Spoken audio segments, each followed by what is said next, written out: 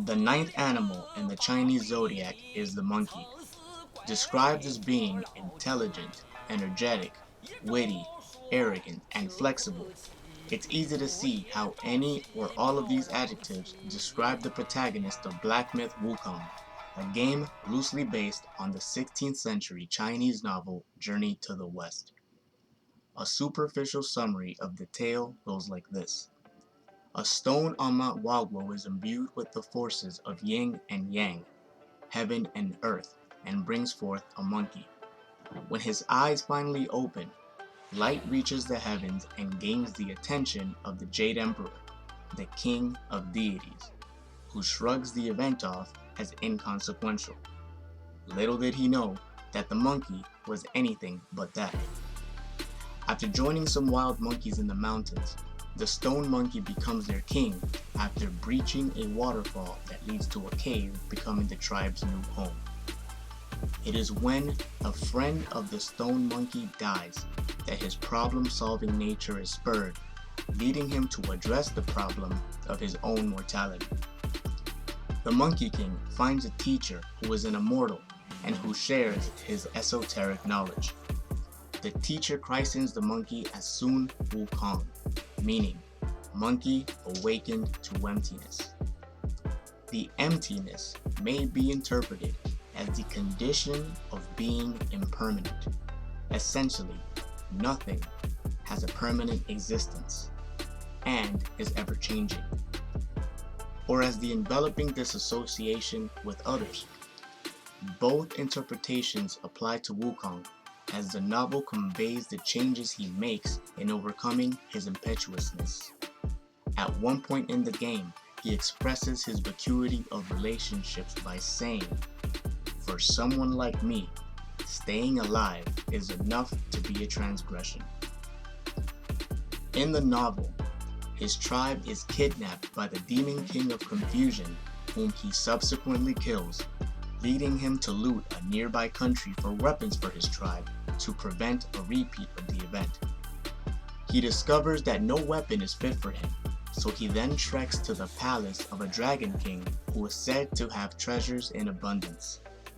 After pressing the king for a suitable weapon, he's eventually offered Ruyi Jingu Ban, the compliant golden hoop rod. This staff is subject to its owners with different abilities, most notably changing size. It was said to have been used to measure the depths of the water after the Earth's flood. Wukong normally keeps the staff shrunken behind his ear when not in use. Due to his affront to the Dragon King, Wukong is sentenced to death, kidnapped, and delivered to the Shadow Realm for judgment. Defiant as ever, he fights his way back to his body and brawls his way to the King of the Underworld. He demands the Book of Life and Death to wipe his name from the book so as to never step foot in the Underworld again. After the King of the Underworld reports the incident to the Jade Emperor, and when heaven fails to trump Wukong, they summon him to the Celestial Court to see if a rank among the gods could pacify the obstinate Monkey King. As one would humor a child, the gods gift Wukong with the grand title of Protector of the Horses, which is synonymous with Heaven's stable boy. When Wukong realizes his patronization, he releases the horses from the stables and goes back home, calling himself the Great Sage, Heaven's equal. Laughing at his self-given title, but fearing chaos on Earth, the upper realm again appeals to Wukong with another invitation to heaven, this time offering a promotion to Guardian of the Heavenly Peach Garden, a place of the peaches of immortality. Seemingly deservedly recognized, Sun Wukong accepts and proudly mans his post until the Celestial Court hosts a feast, and Wukong is withheld an invitation. When maidens are sent to the Peach Garden for provisions for the feast, Wukong is told that he was not invited, because he was essentially promoted from Heaven's stable boy to Heaven's gardener, flooding him with indignation. While Heaven prepares for the banquet, Wukong raids the food and wine, and in a stupor, ransacks the upper levels of Heaven, ingesting pills and peaches of immortality, and returns home to prepare for Heaven's insurrection. The Great Sage takes on the entire army of Heaven, the generals, and even the 4 heavenly kings. And after emerging victorious, Erlang Sheng is dispatched to confront Wukong. During the struggle, Wukong gets trapped by the revered proponent of Taoism, Lao Tzu, and is then sent into a furnace as punishment. Wukong, being immortal and showing ultimate resilience, comes out even stronger, forged out of the fire, with fiery eyes and golden pupils, now able to discern between good and evil. Enraged, Wukong heads to challenge the Jade Emperor for his position. Wukong's barrage of altercations provokes Buddha himself to arrive to quell the fighting. Wukong suggests that he be made the new Jade Emperor, considering all that he has accomplished. However, Buddha wagers that the monkey has not the strength even to escape from his palm. The haughty monkey accepts the challenge and flies to the ends of existence, finding only 5 pillars at the edge. To prove his point and make his mark, he urinates on the middle pillar and engraves the title of his distinction, Great Sage equal to Heaven, then returns to Buddha. It is then revealed that the pillars Wukong desecrated were in fact the fingers of Buddha, and before Wukong can retreat, Buddha materializes a mountain and slams it onto Wukong from the heights of heaven to the earth below. The Monkey King's recompense is to be sealed in stocks for 500 years to finally learn patience and humility. It is after this that Wukong is released to escort the monk Tang Sanzang on his journey to the west in exchange for his freedom, where he at last learns the teachings of Buddhism, ultimately reaching Buddhahood and becoming the victorious fighting Buddha.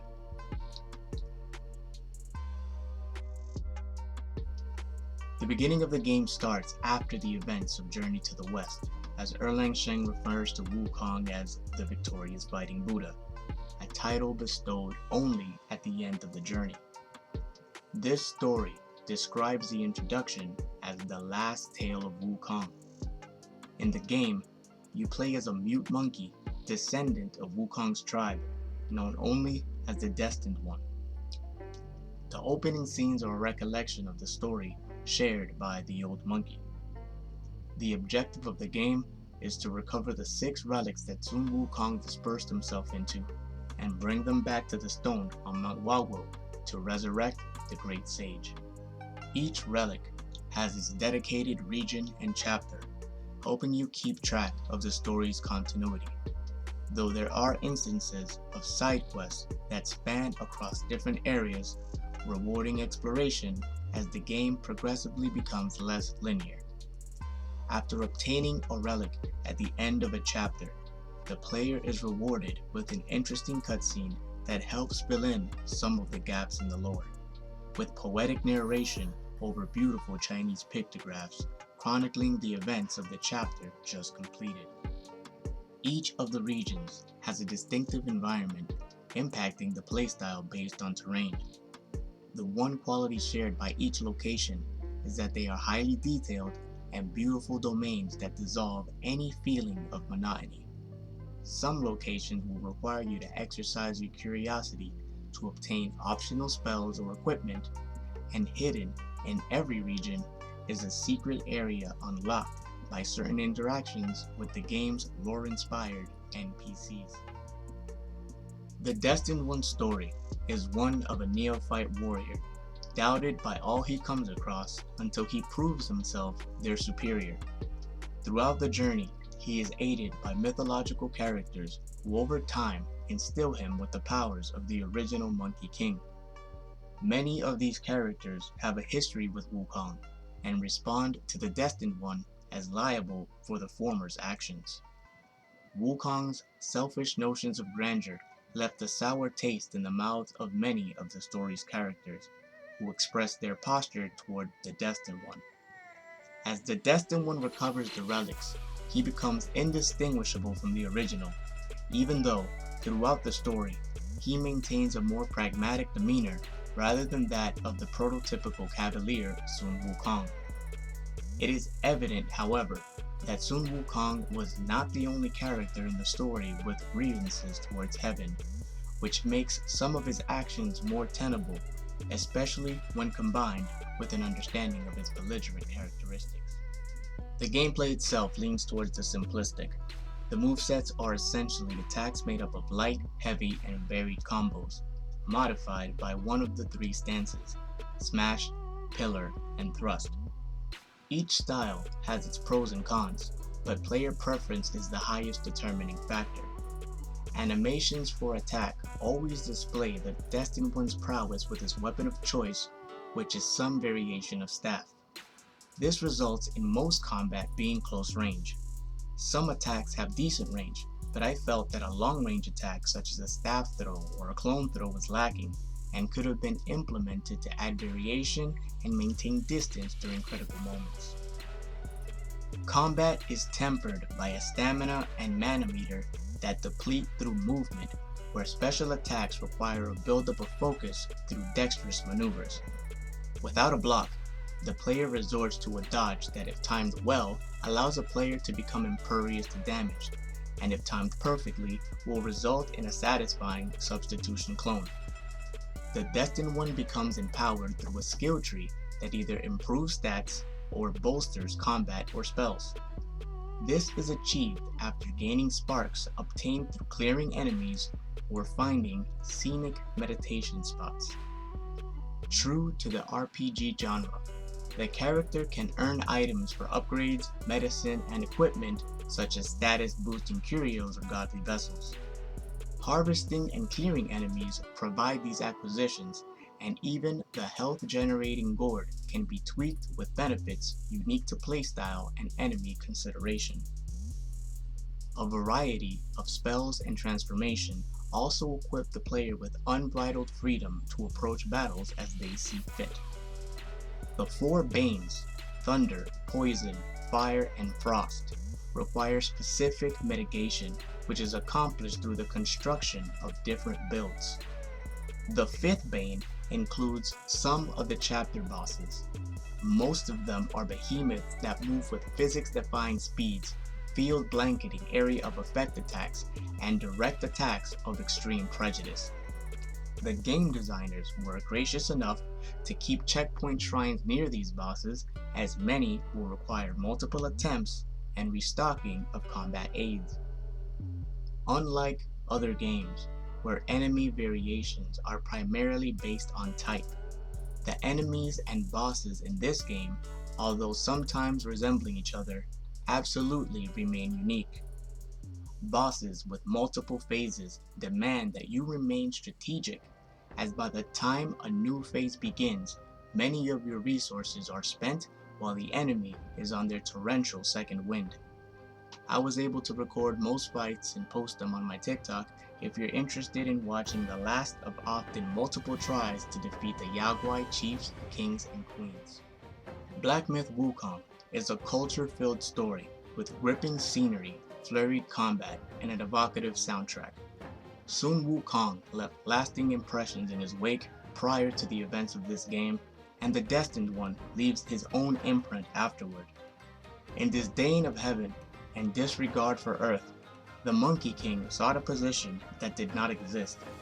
In Black Myth, his pursuit proved fruitless and left the great sage a broken shell, but the Destined One too became the Monkey King. Upon scrolls a tale written, a king bereft of a true home, a myriad of challenges aim to effect the taste of death unknown. From stone to sky and back again, transformation, spells, staff, and cloud. Resolute from the beginning, mere monkey? No, but proud. The Buddha's palm he scorned, to heaven's heights he rose. They say the Monkey King's no more. Does the cycle ever close?